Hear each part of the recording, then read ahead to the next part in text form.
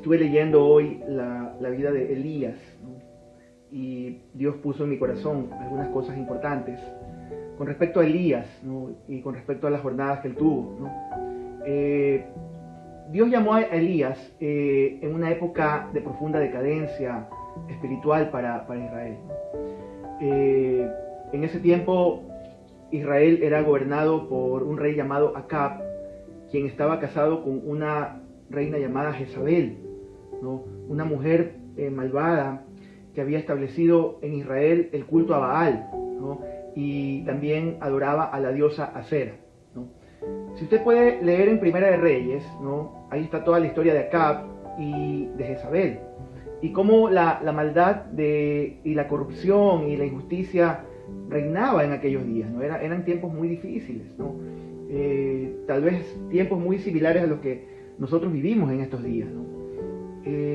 Había mucha injusticia, reinaba la corrupción, tanto así que los profetas de Dios tuvieron que huir y esconderse en cuevas por la persecución que había para matarles, ¿no?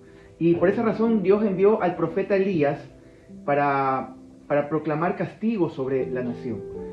¿Y cuál fue el castigo? Justamente lo que estamos pasando en estos días, ¿no? Vino una sequía, ¿no? Por 3 años y 6 meses no iba a llover, ¿no?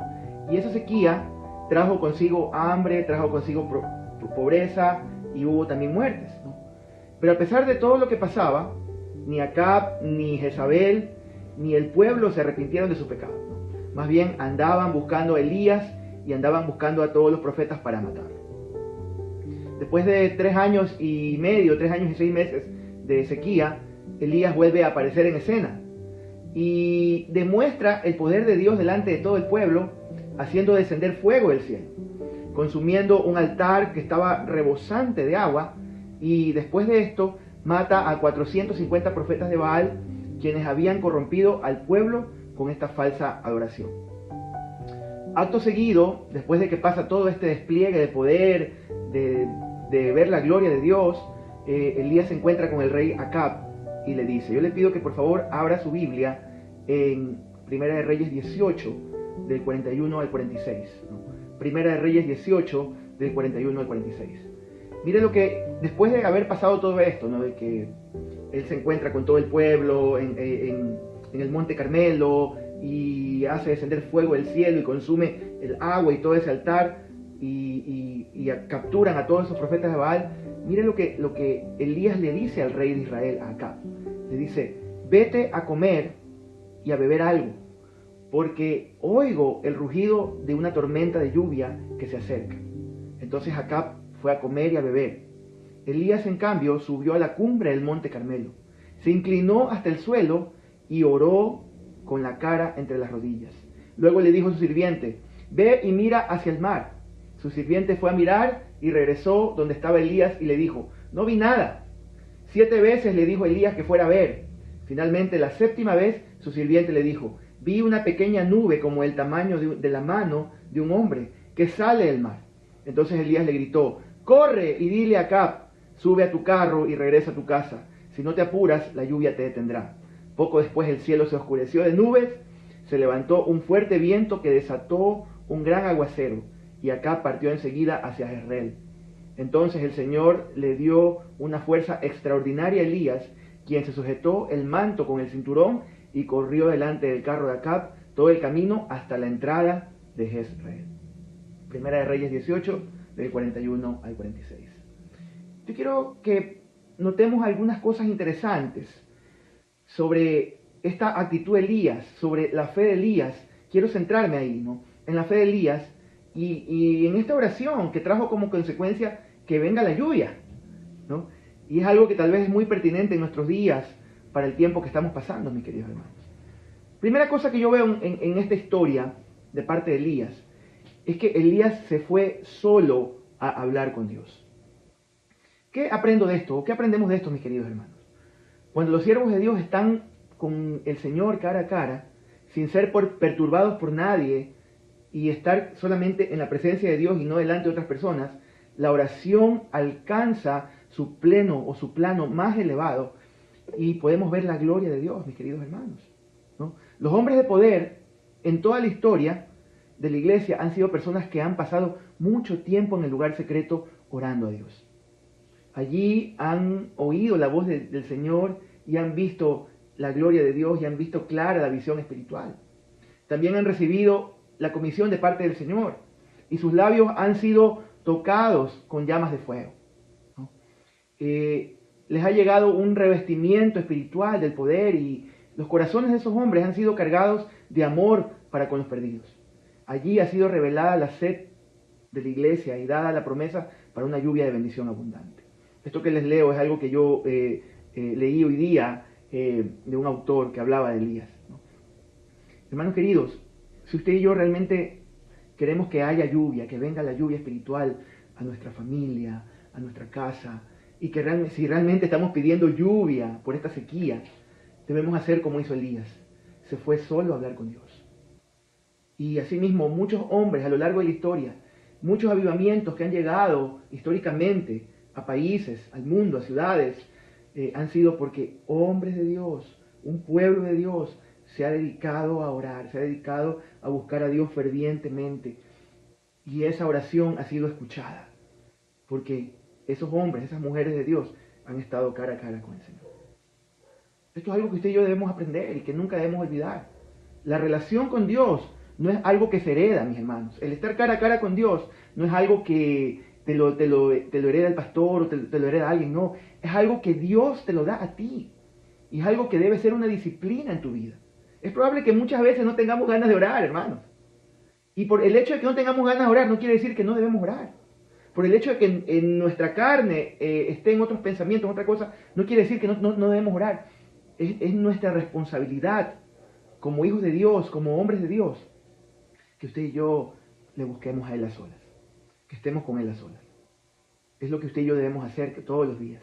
Entrar a nuestro lugar secreto, a nuestro aposento, y así como Elías, ir solos a hablar con Dios, en lo secreto, en el lugar secreto.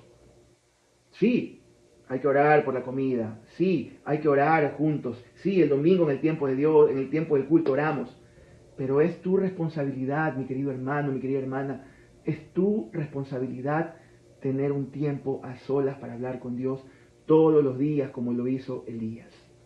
Es la única manera en la que usted y yo vamos a ver la lluvia de bendiciones en nuestra vida y las respuestas a todas nuestras preguntas y calmar esa sed que siempre hay en nuestro corazón. La segunda cosa que yo veo en esta historia es que la oración del profeta era una oración específica, mis hermanos. Mire, yo creo que el pueblo de Israel en aquella época, con toda la decadencia espiritual que había, necesitaba muchas cosas. Y eran cosas por las que era válido orar. Eran cosas por las que era válido pedir, ¿no? En estos días hay muchas cosas por las que debemos orar. Muchísimas. Si yo les digo como pastor, en todas las cosas que yo tengo que pensar como iglesia, por las que yo oro todos los días y por las que yo pido al Señor, son muchas. Es válido tener muchas peticiones. Sin embargo, el profeta tenía un deseo supremo. Elías tenía un deseo supremo en su corazón. Y sobre esa petición que tenía Elías, él enfocaba su fe. ¿Sabe cuál era la oración de Elías? ¿Y cuál era el deseo más ferviente de Elías? Elías deseaba lluvia y la deseaba con toda su alma. Tanto que Elías no podía pensar en otra cosa, ni tampoco pedía por otra cosa. Lo que quería y necesitaba era lluvia. Y es lo que usted y yo necesitamos, hermanos queridos. Hay muchas cosas que la iglesia, que tenemos como iglesia necesidades. Pero hay un deseo supremo que sobrepasa a todos los demás, que debería sobrepasar a todos los demás. Es esa lluvia de bendición para una tierra seca, mis queridos hermanos. Un verdadero avivamiento espiritual. Antes de entrar a esta reunión, estaba yo en el patio a oscuras, estaba todo el patio oscuro, como es normal todas estas noches. Y yo le decía, Señor, yo anhelo un avivamiento para Manta, anhelo un avivamiento para nuestra iglesia, anhelo un avivamiento para todos los hermanos, todos los siervos de Dios. Despiértanos a los valientes, despierta a los que están dormidos. Porque eso es lo que necesitamos, porque si tenemos un avivamiento, si despertamos a los valientes, mis queridos hermanos, vamos a despertar esta nación, vamos a despertar esta ciudad, ¿no? Que se levante en medio de nuestra iglesia, en medio de las iglesias de esta ciudad, ¿no? Que esa lluvia de bendiciones sacuda a las naciones con un verdadero terremoto y un cambio moral, ¿no? Que sea un tsunami espiritual que venga a esta nación, a esta ciudad. Eso es lo que usted y yo necesitamos, eso es lo que necesita nuestra iglesia, eso es lo que necesita esta ciudad, es lo que necesita el Ecuador. La tercera cosa que yo veo, la tercera lección que yo veo de esta historia de Elías, es que Elías era un hombre de fe y Elías era un hombre que tenía fe. Mientras que oraba, Elías, si usted se da cuenta en la historia, Elías envió a un siervo, a un joven, para que mirara si venía la respuesta. No es que él estaba dudando, él estaba esperando que ya venga esa bendición. Él esperaba con convicción esa señal de tormenta. Él lo mandaba a ver si ya estaba viniendo. ¿No? Y mire, él tuvo perseverancia, ¿no? Pero eso me lleva ya mismo al siguiente punto. Yo creo que si no venía, yo creo que ahí sí Elías se hubiese asombrado y desconcertado. Pero como Elías tenía fe, ¿qué es lo que estaba haciendo? Le decía a este joven, mira otra vez, mira otra vez, mira otra vez. Y esa debe ser la actitud de nuestras vidas, mi hermano. Tener una actitud de fe, ¿no? De no asombrarnos por algo que ya Dios nos ha prometido. No maravillarnos y no dudar, no ser como lo que nos dice Santiago, ¿no? Un hombre, una persona de doble ánimo, un día sí, otro día no. No, tener fe y creer las promesas de Dios. Ahí está el triunfo de la fe, en la perseverancia. La fe es la certeza de lo que se espera, la convicción de lo que no se ve. No se veía nada, ese cielo estaba despejado. Y Elías estaba ahí, él sabía que iba a venir la lluvia porque ya Dios había llenado su corazón de fe. Y es lo que usted y yo necesitamos, creer que Dios va a cumplir con sus promesas. Y esto me lleva al cuarto punto. Elías mantuvo su fe hasta que vino la respuesta. Mire, por 6 veces, si usted lee otra vez la historia, Primera de Reyes 18, del 41 al 46, para que lo vuelva a leer más luego, ¿no? Por 6 veces su siervo le comunicó que no veía nada, no había nada, pero el profeta sabía lo que esperaba. Y esa debe ser nuestra actitud, mis hermanos. Debía venir algo para esa tierra seca, por esa tierra resquebrajada por la terrible sequía, ¿no? Algo para el sufriente pueblo de Israel.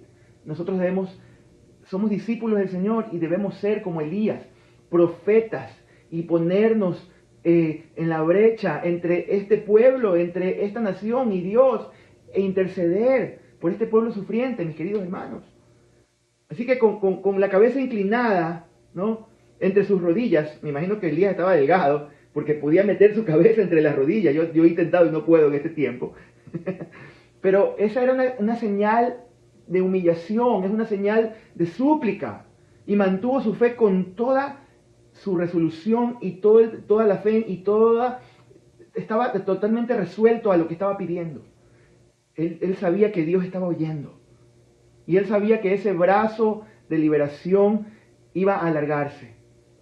Y de un momento a otro, las ventanas del cielo se abrieron y las fuertes aguas empezaron a derramarse.